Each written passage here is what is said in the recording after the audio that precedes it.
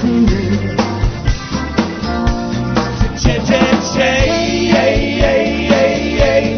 Chain of fools.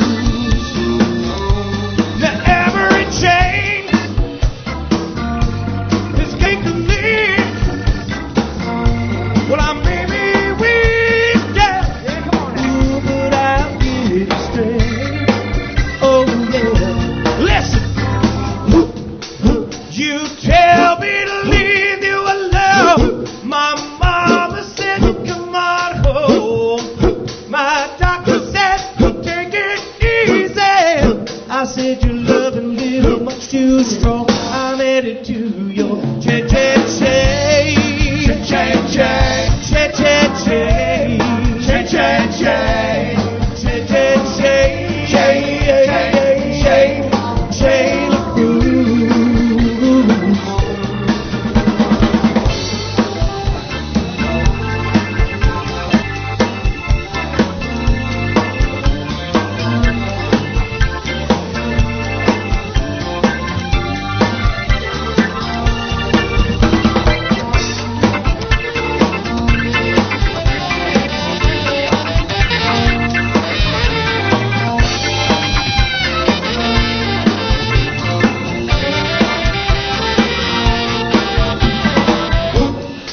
You tell me to leave you alone.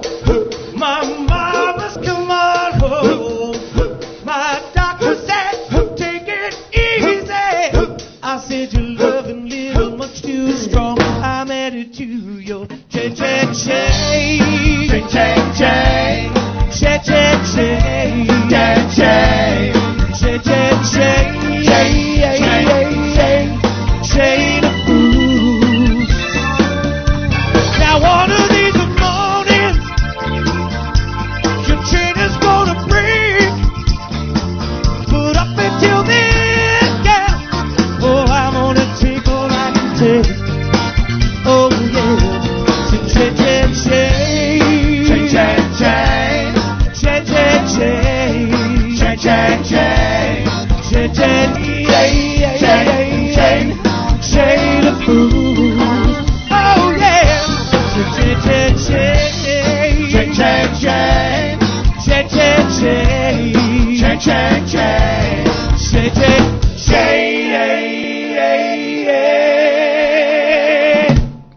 Chain of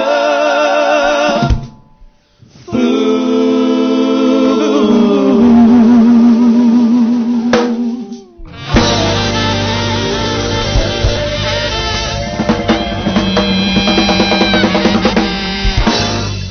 All right.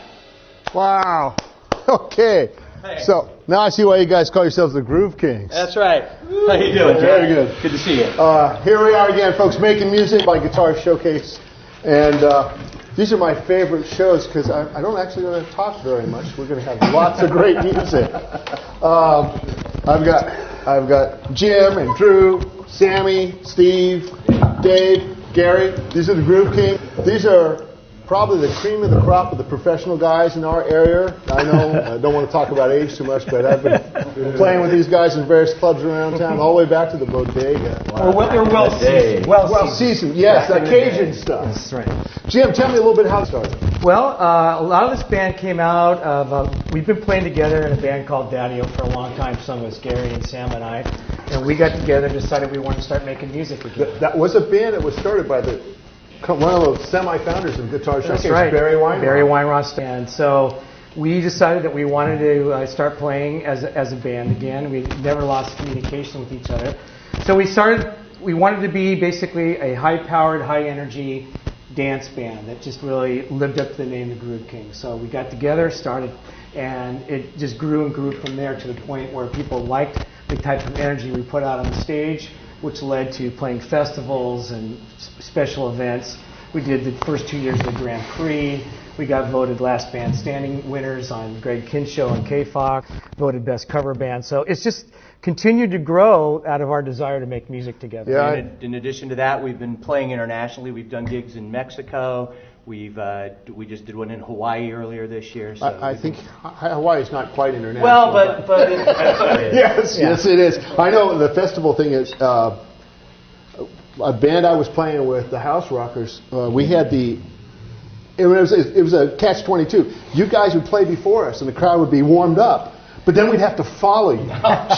So it's, I don't know if I like this or not. You guys did great. We did okay, but fortunately we were different enough that there wasn't too much comparison. Yeah, two good bands. Yeah.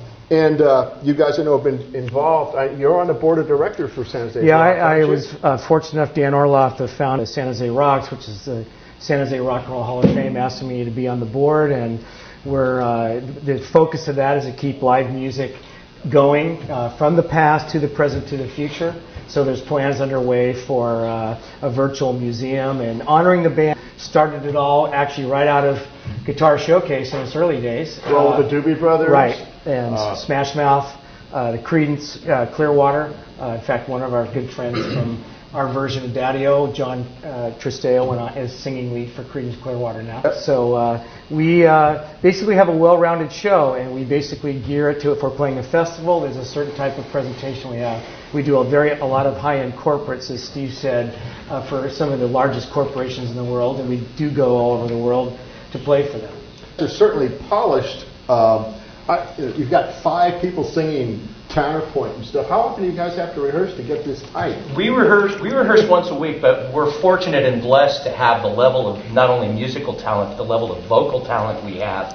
And we spend probably equally as much, maybe sometimes even more time rehearsing vocals. That's one of the things I think we're proudest of, is that this band as a band sings extremely well, and even to the point where in some of our shows we do some a cappella pieces as well. Well, I know the first time I saw you was out at the Fiesta Las Gas, right. And I was going, oh my goodness, how are we going to do this? Because most bands, count themselves lucky to have 2 singers and a third guy who can add harmony, and you guys all are great lead vocalists in your own rights. Yeah, we have 5 lead singers in the band, and Sammy, stronger vocalist also, along with Steve, who sings really true tenor parts. I mean, he sings really, really strong and up there in the range. Well, you know what?